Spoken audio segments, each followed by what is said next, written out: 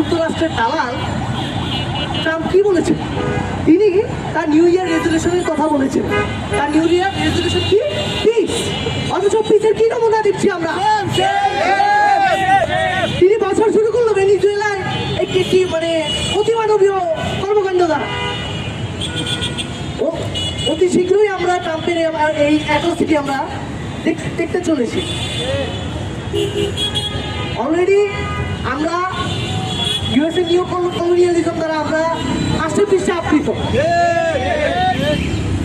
ব্রিটিশরা 1947 সালে আমাদের এই বাগান মুলুক ছেড়ে চলে গিয়েছে, কিন্তু কলোনিয়ালিজমকে আদৌ আমরা উৎপাদন করতে পেরেছি? কলোনিয়ালিজম ডিস্টার্ট হয়ে এখন এসেছে নিউ কলোনিয়ালিজম।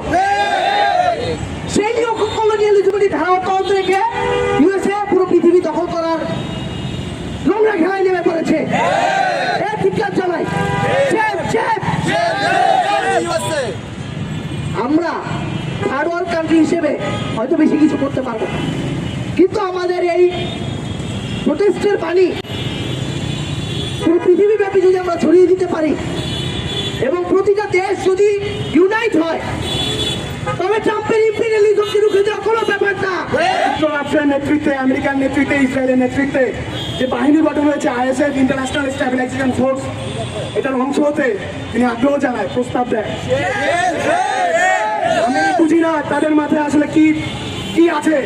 তারা বাংলাদেশের মানুষদের আবেগ, ভালোবাসা, বিশ্বাস তারা আসলে বুঝতে পারে কিনা আমি জানি না। তারা আসলে কোন জগতে বাস করে আমি বুঝতে পারি না। আমার মনে হয় আসলে এইখানে যারা আছে তারাও বুঝতে পারে না। সেইটার আমরা তীব্র নিন্দা এবং ধিক্কার জানাচ্ছি।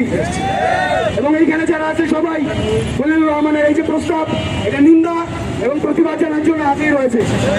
এবং ঢাকা বিশ্ববিদ্যালয়ের ছাত্ররা এবং পুরো বাংলাদেশের মানুষ এই যে প্রস্তাব জানিয়েছে, যে সরকারি আসুক না কেন সেই সরকারের কাছে আহ্বান থাকবে, আপনারা এই ধরনের কোনো প্রকার কোনো সিদ্ধান্ত আপনারা যদি চান, তাহলে বাংলাদেশের মানুষদের যে প্রতিবাদ এবং বিক্ষোভ এইটার সম্মুখীন হওয়ার জন্য প্রস্তুতি নিই।